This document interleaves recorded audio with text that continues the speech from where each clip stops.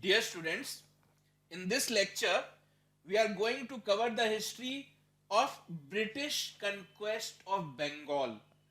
That means now in this lecture we would see that how did British became the masters of Bengal, because Britishers had come to an India in you can say disguised as merchants, but something must have happened which made them the masters of the country.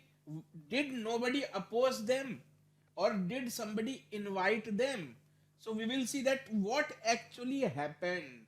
How did these foreigners, these merchants, how did they actually become the rulers? So it is the story of British conquest of Bengal. So let's begin this.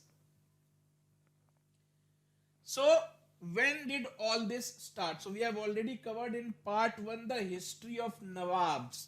So, when this story is set at the time period when Bengal was under the rule of Nawabs, and the last independent Nawab, Nawab Sirajuddaulah, is the one from whose hands the Britishers snatched the power. So, Nawab Sirajuddaulah is the last independent Nawab. Now, what happened actually? Let's see. Nawab Sirajuddaulah was not very happy with the Britishers. Why?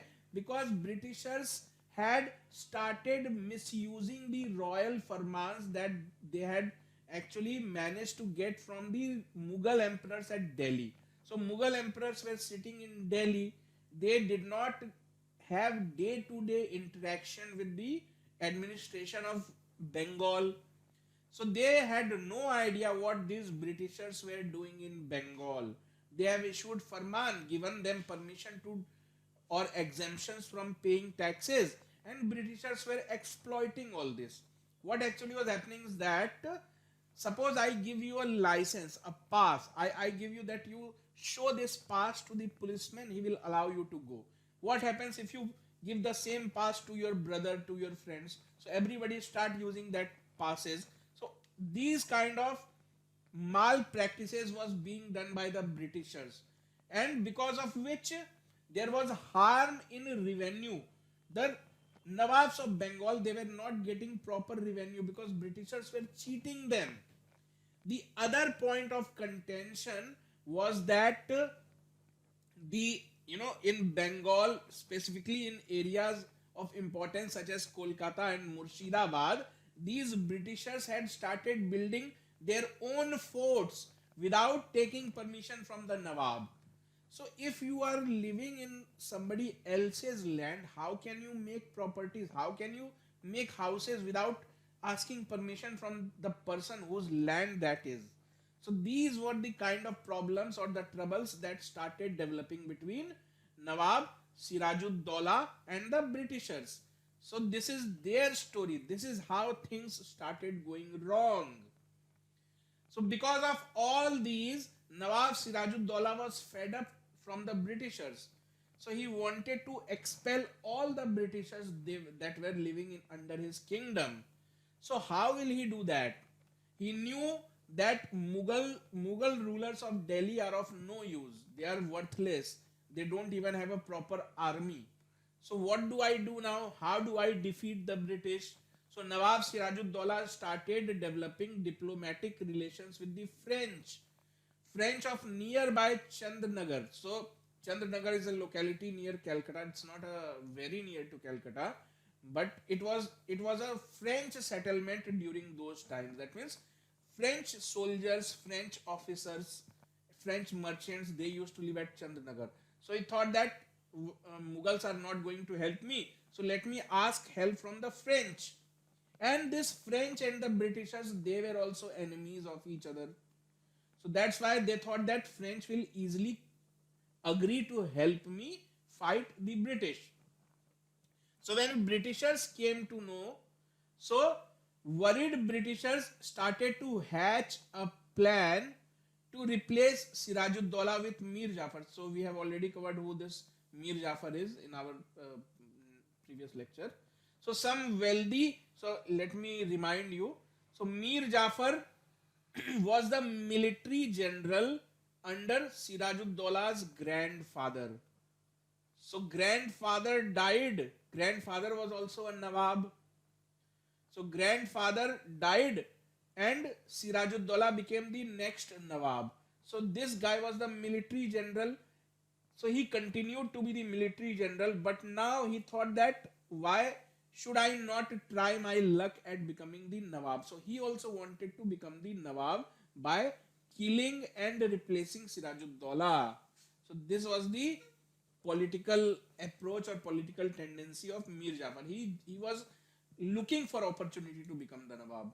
Also, some wealthy merchants have decided to financially help this conspiracy. Why? Why were the wealthy merchants eager to help them? Because these wealthy merchants have made friendship with the Britishers. So these British people, they were bringing new kind of goods. So these wealthy merchants and Britishers, they together were deciding the price of the goods and they were exploiting things. So they also wanted that it's good that this Sirajuddaulah is thrown out. And we have also discussed in our previous video a major incident that happened was siege of Fort Williams. It was not a battle, it was just a siege. Siege means Sirajuddaulah had attacked Fort Williams, which was basically Calcutta, in 1756. And during that siege, he had captured 150 British prisoners and he had kept them in a room which had no window, which had no ventilation. That means there was not enough air to breathe, and in that he had kept 150 Britishers. So the next morning when that room was opened, so only 23 people had survived. The remaining had died. So the people who had died were mostly British women and British children. So this was a major embarrassment for the British authorities. So that day itself they had decided that we are going to kill, we are going to take revenge for the death of these many peoples by giving death to Sirajuddaulah. So this is what Robert Clive had decided. So in a way,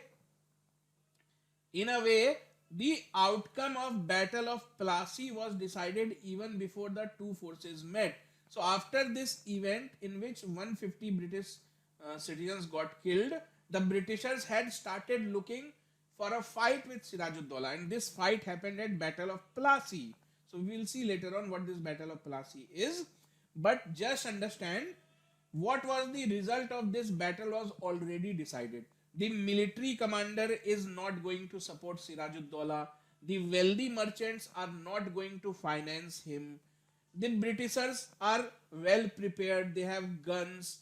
So the result was very clear that if British attack Sirajuddaulah and Mir Jafar does not help him, the wealthy merchants does not help Sirajuddaulah, there is no chance that Sirajuddaulah would survive, would remain alive. So the result was clear before everybody.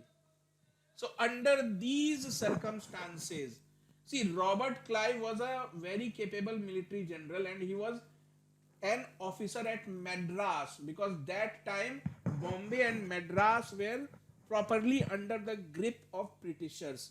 Kolkata was yet to be conquered by them. So we are learning the story of how Kolkata, or you can say the entire Bengal, was conquered. So Robert Clive, who was a British military general at Madras, was sent to Bengal. Why? To take revenge. So Clive attacked French settlements of Chandranagar and captured it. Why did he attack Chandranagar? Because in Chandranagar, French soldiers, French officers, French merchants, French artillery, that means French gun, French, everything required to fight war was kept there. So he thought that before Sirajuddaulah is alerted, let me destroy his support system. That's why the first attack came on Chandranagar and the British element was ruled out. The French help was cut off. Now French cannot help Sirajuddaulah. So Robert Clive had already entered Bengal. He had come to fight. Fight whom? Sirajuddaulah. Why? Because he was asked to take revenge. Revenge for what? Revenge for attack on Fort William and Black Hole incident. Black Hole incident, the same incident in which, uh, due to suffocation, 125 British people got killed. So this battle is known as Battle of Plassey. So who fought this battle? From British side, the military general was Robert Clive, and from Nawab's side, the Nawab himself, Sirajuddaulah himself, was leading the fight. So Robert Clive had 3,000 people and Sirajuddaulah had 50,000 soldiers. So Clive had already bribed Mir Jafar, he had already paid money to Mir Jafar and few other high ranking officers. So why was Robert Clive paying money? Because you see, all these people had some soldiers with them. So Robert Clive paid money to them to say that you don't participate in the war. I will take care of Sirajuddaulah. You just stay where you are. Don't come with your soldiers. Take money from me. So Mir Jafar with his 10,000 soldiers did not participate in the battle, and he was merely watching from a distance. So you can see there are a few army units who did not at all participate in the battle. They were simply looking from a distance. So this is the real picture. I mean, this is not real as in cameras were not there during those days, but this is the oil painting made just 2 to 3 years after the real battle took place. So it is quite factual depiction. During that time, you have to remember all these important facts. Question may be asked, who was the Mughal emperor when the Battle of Plassey was being fought? So the Mughal emperor at Delhi at that time was Alamgir II. He was a coward because he did nothing to stop the Britishers from attacking a Nawab who used to pay taxes to him. Who were these Nawabs? They were paying taxes to Mughal emperors, but still Mughal emperor did nothing to help them, did nothing to interfere into the Bengal politics. The armies of Nawab Sirajuddaulah and Robert Clive met at Plassey in Nadia district of Bengal on 23rd June 1757. So fine. So why this battle is taking place? It's already clear who are fighting this battle. Nawab Sirajuddaulah and Lord Clive. When is this battle being fought? June 1757. Where? Plassey. So these are the major facts. The battle lasted for 11 hours and Nawab Sirajuddaulah fled the battlefield. That means he was not killed, but he managed to flee. He went back to Murshidabad because he tried going back to his palace. see, I'll tell you the real story because we have time right now. So in reality, when it is said that Robert Clive had 3,000 Englishmen, in reality there were only 500 Britishers, the remaining were Indians. So what about this 50,000 soldiers? Out of this 50,000, 10-20,000 did not participate at all. So Robert Clive has written in his own biography that at one point in time I thought that if each Indian present in the battlefield throws a single stone at us, the British Empire would be over. So what he was saying is that Indians can be bought very easily. So he said that when I was there, I had only 500 people. The remaining were bought by me with the help of money. So, because at that time the Indians did not realize the significance of losing the Battle of Plassey. They thought that Britishers have simply come to teach a lesson to Nawab. So they will kill the Nawab and they will leave for Madras. So that was the general perception. So now Nawab fled. Calcutta was captured by Robert Clive because 1 year ago Calcutta was, or Fort William was captured by Sirajuddaulah. Now Fort William again goes into the hand of the British soldiers. So what happened after the Battle of Plassey? So after the battle was over, Robert Clive declared Mir Jafar, who had taken bribe from Robert Clive and did not join the battle.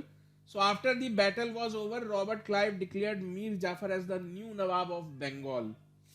Robert Clive was made the first governor of Bengal in 1757 and remained in his position till 1760. Now, what is this governor?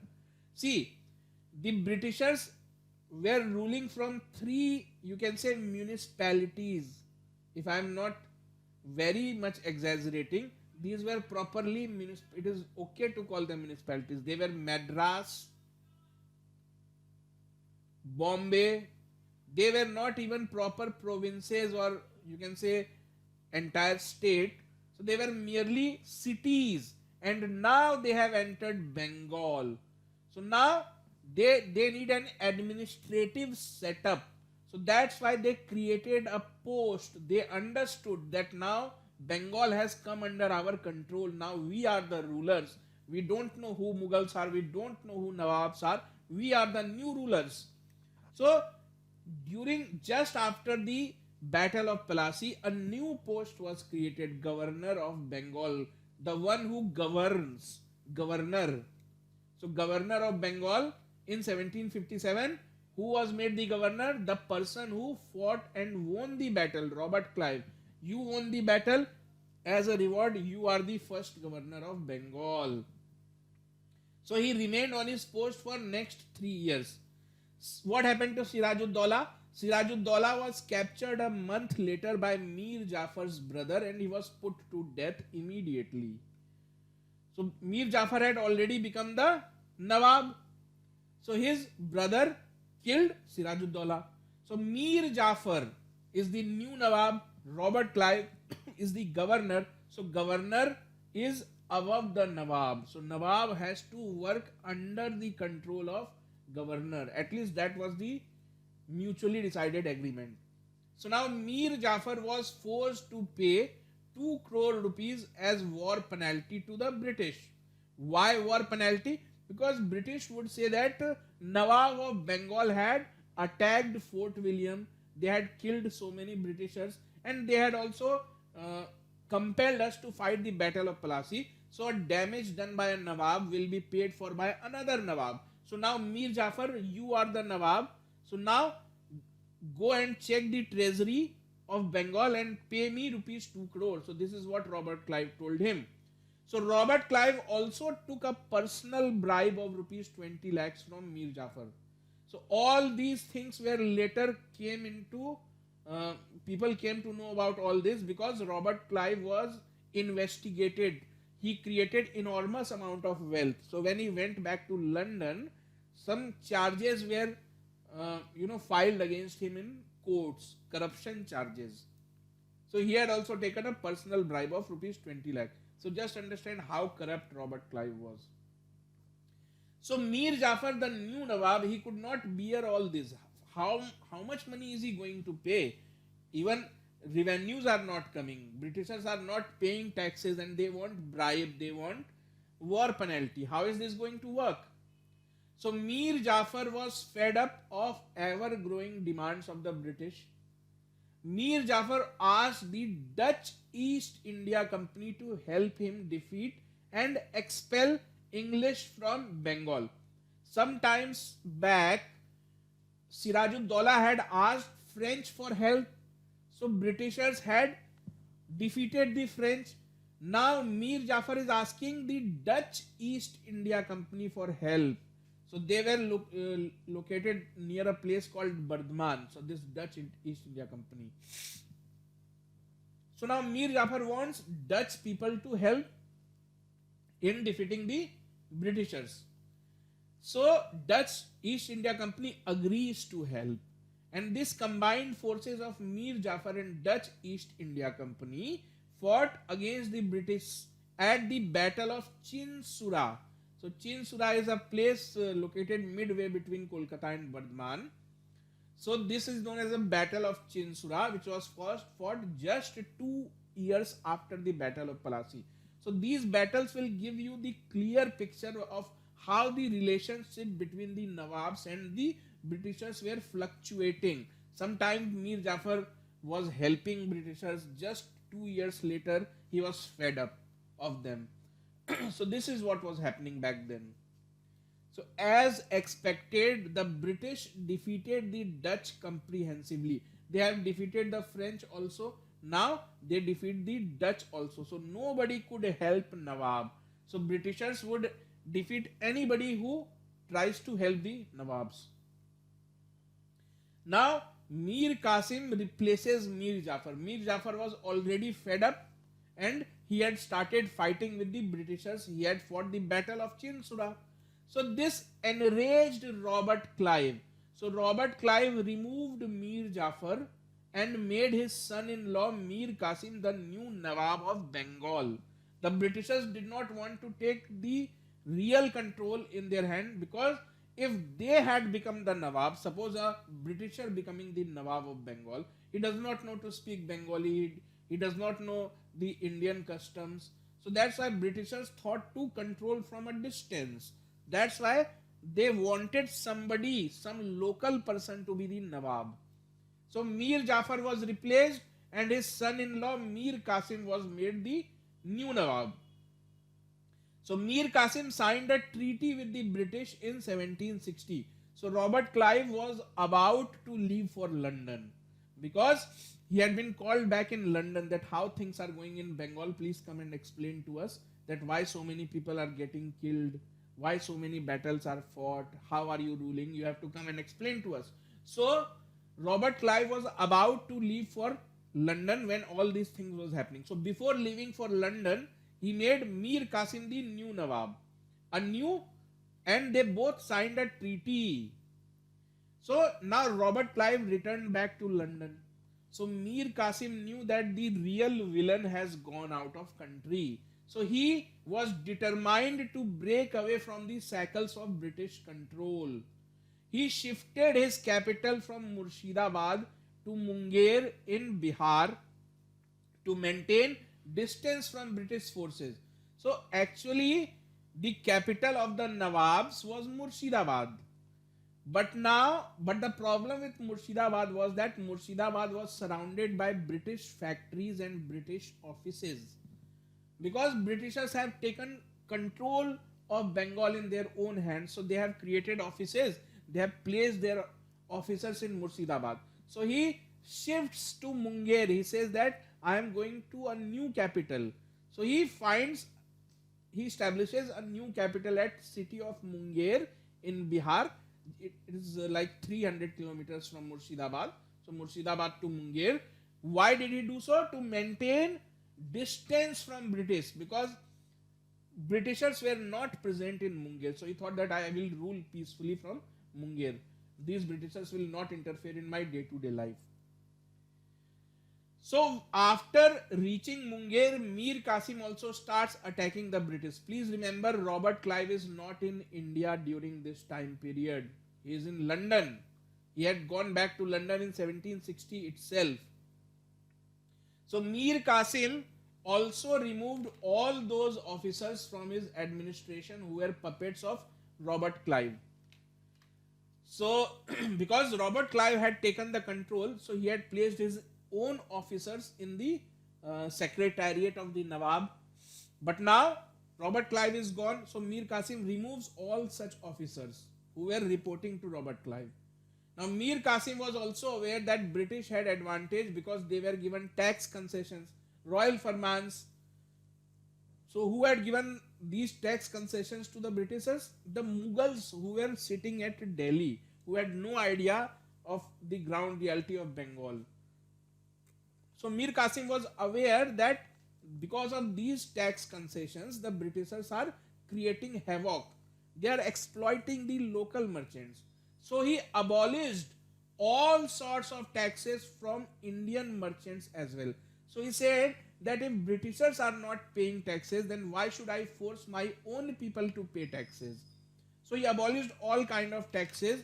So now the upper hand of Britishers was gone, because now nobody is required to pay taxes, everybody can sell the good at cheaper rate. So the upper hand or the advantage of Britishers was gone. So Britishers were getting angry and impatient. Also, Mir Qasim was of the opinion that it is very easy to drive Britishers out of Bengal. He had no idea of how uh, powerful or how big a force the Britishers were. So he started attacking the British. So Mir Qasim attacked British offices at Patna because he was already governing Bihar. He was at Munger. So Patna and Munger, they are hardly like 100 kilometers distance. So Mir Qasim attacked British offices at Patna, killing hundreds of East India Company employees. So because of all this, rivalry is getting developed. Please remember, Robert Clive is not in India. So because of all this political development, it was obvious that now Mir Qasim wants a large scale battle.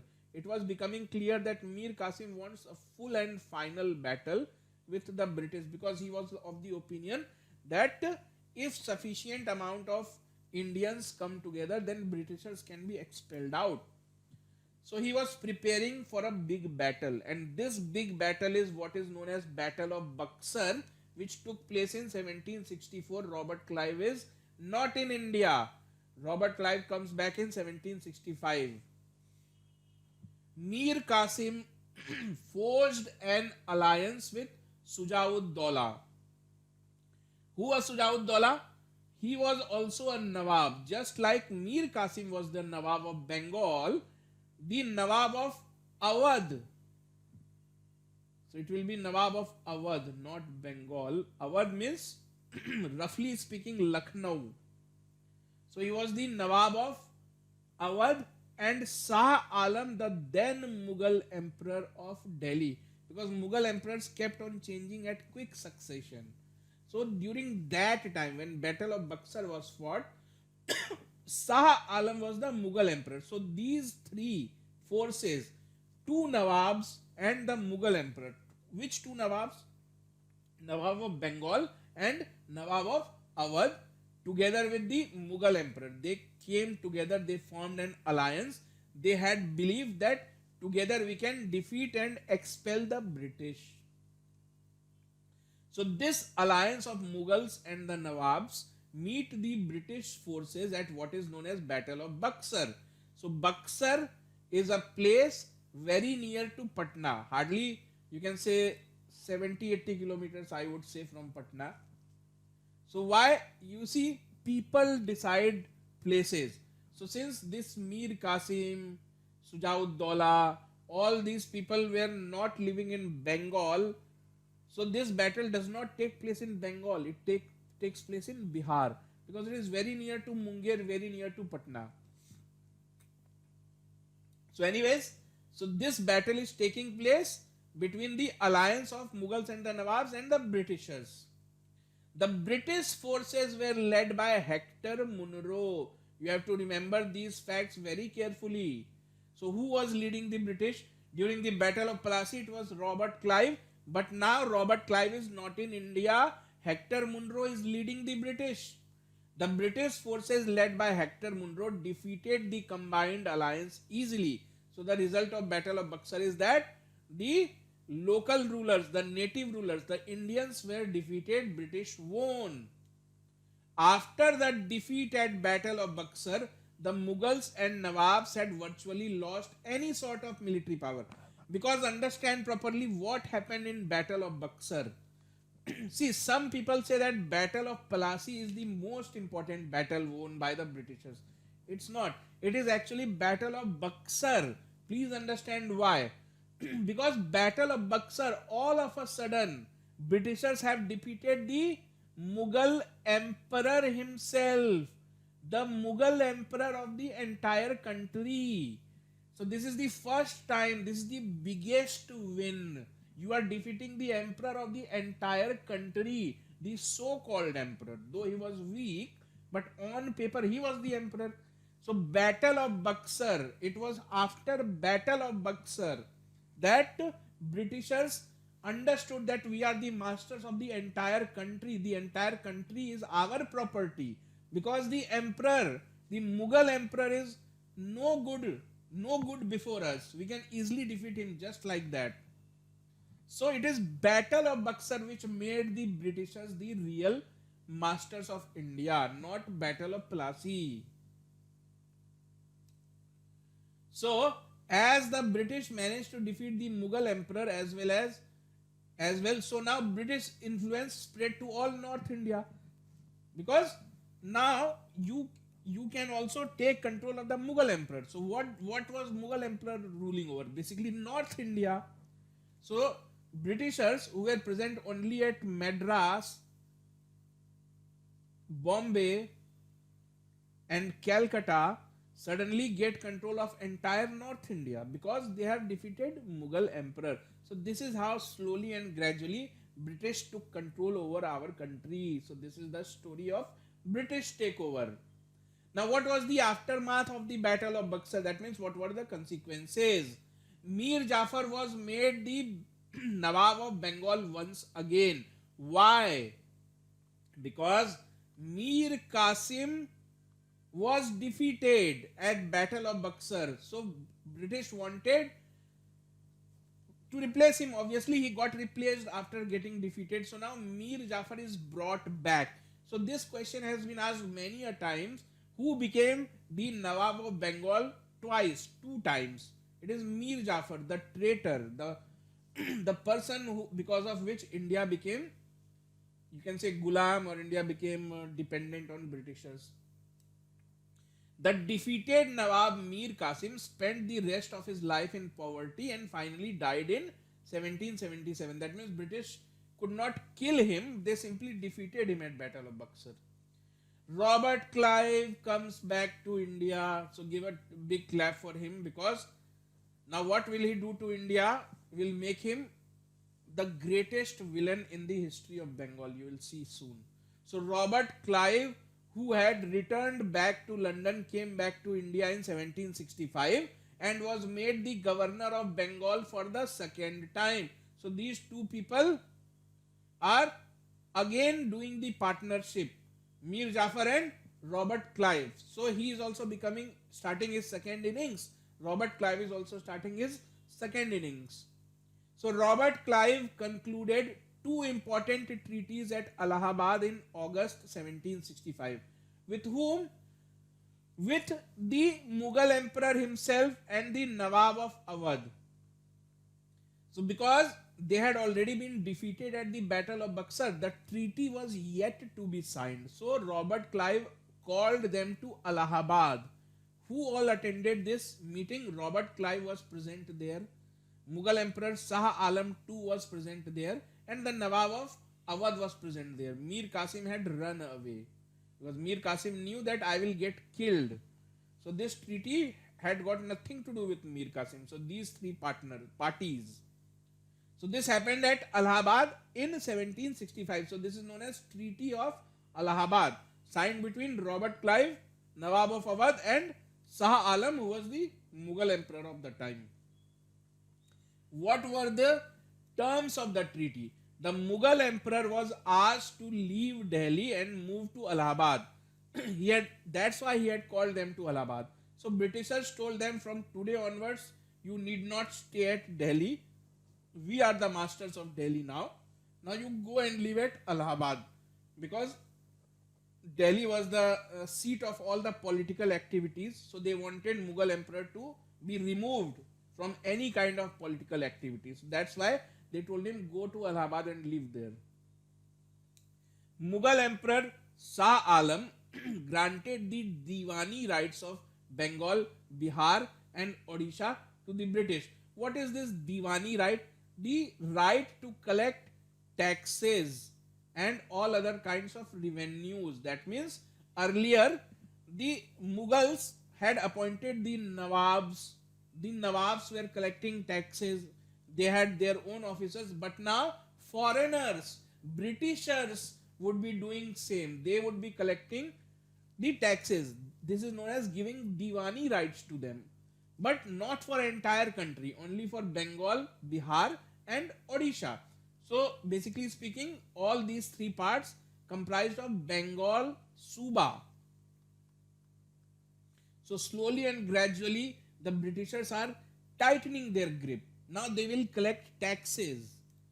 The British would in return pay an annual amount of rupees 23 lakh to the Mughals, because now Mughal would say that how are we going to eat, because now you are collecting taxes. So Britishers told them, don't worry, out of the entire tax that we would collect, we are guaranteeing that every year we will give you 23 lakh rupees, but you don't get involved in Bengal. We are the masters of Bengal. You just sit and watch from Allahabad, not from Delhi.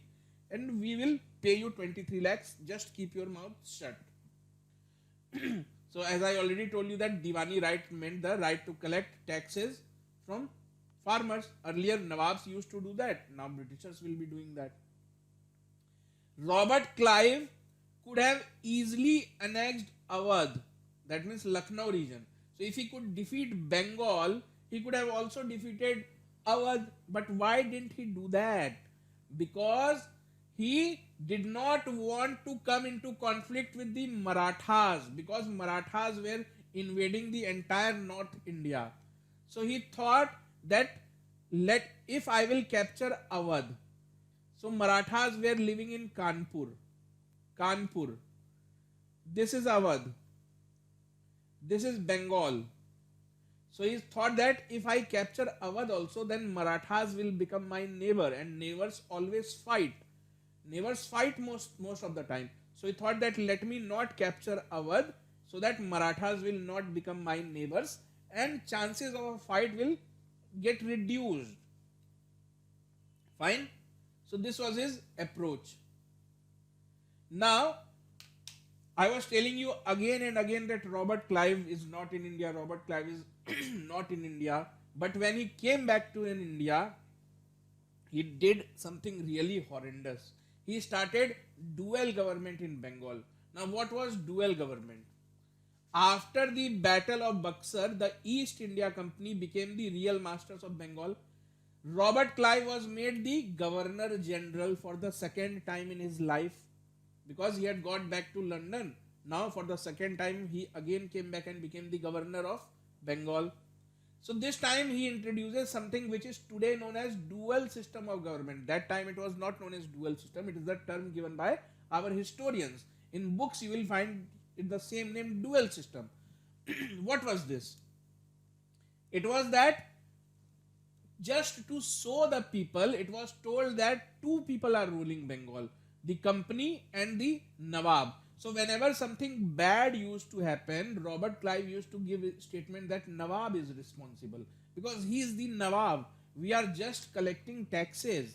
So how can you hold us responsible if everything goes wrong? So this is dual responsibility. But in reality, they were taking all the money, they were enjoying all the power, and whenever something bad used to happen, they used to blame the Nawab. So the company exercised both the Diwani rights and the Nijamat rights. That means this Nawab was just kept on paper so that he can be blamed when necessary. But in reality, all the power was with the Britishers themselves. Both power to collect taxes as well as policing and general administration was with them. So this is what is dual government. That means you make it look like two governments are there, but in reality only a single government is there. The second one is merely puppet. So people will always blame the puppet. People don't know really what is happening behind the curtains, what is the agreement, what is the arrangement. People always used to think that our Nawab is useless. They don't know who Robert Clive is.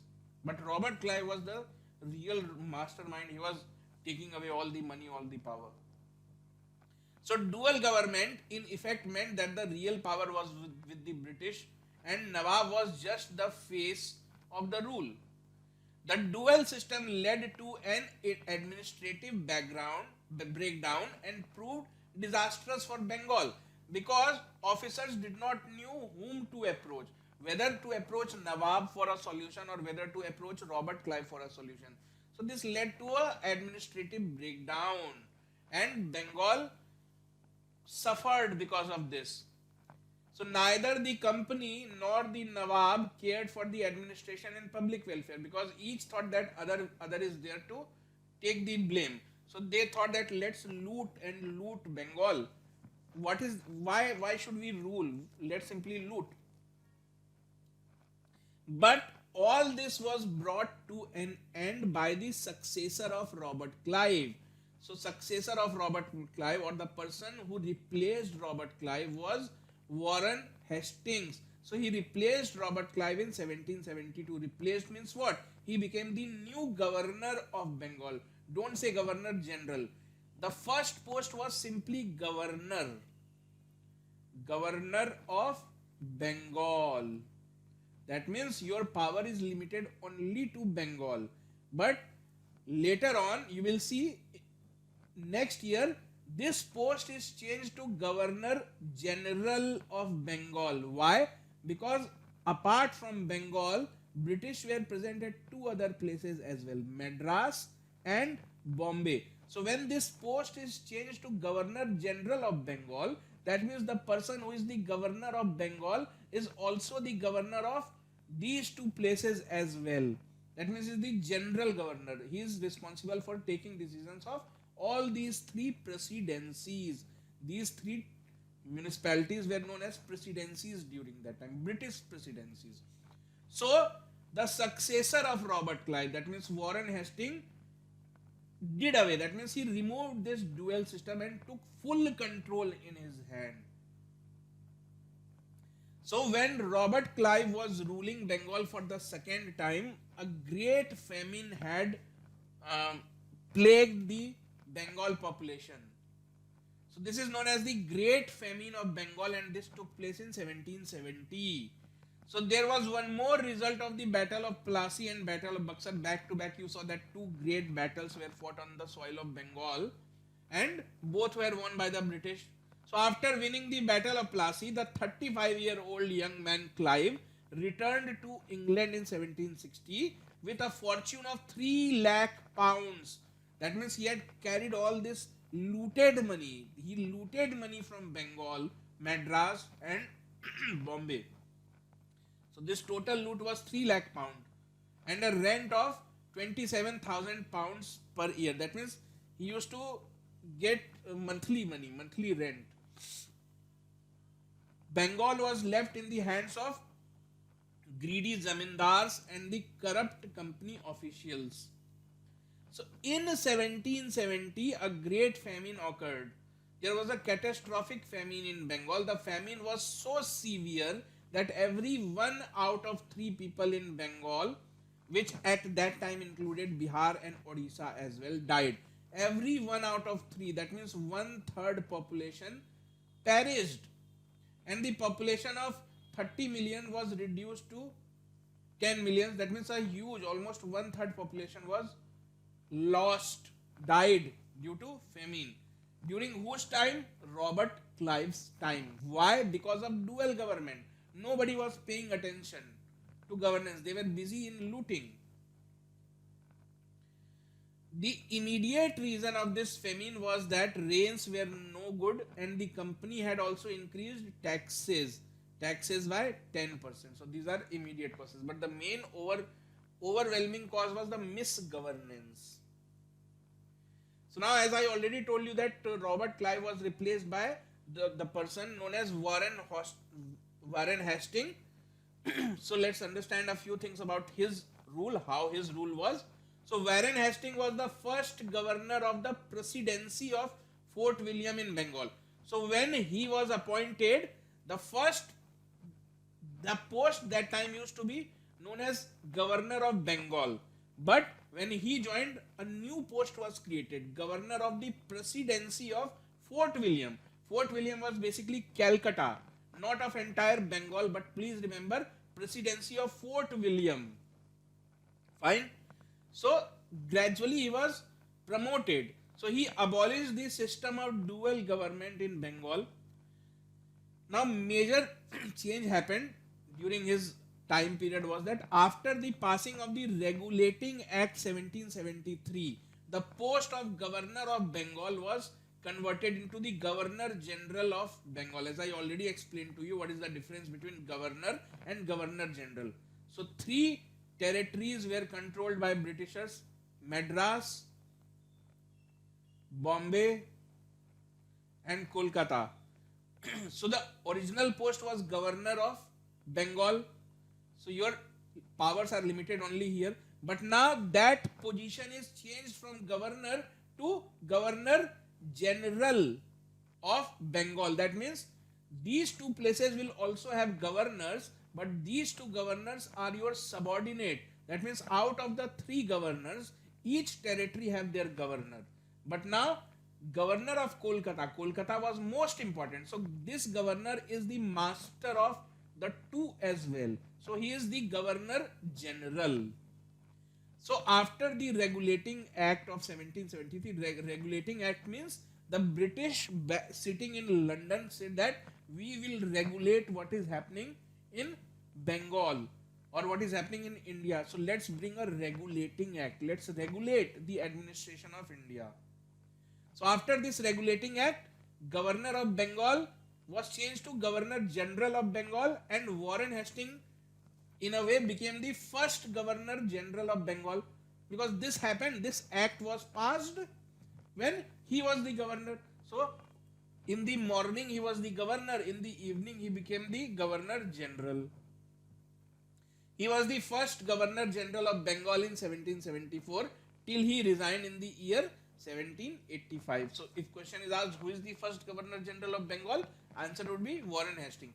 You don't have to remember all these dates and all, that when did he resign, when, but as a teacher I'll have to put this before you, but as a teacher I will also let you know what is important, what is not.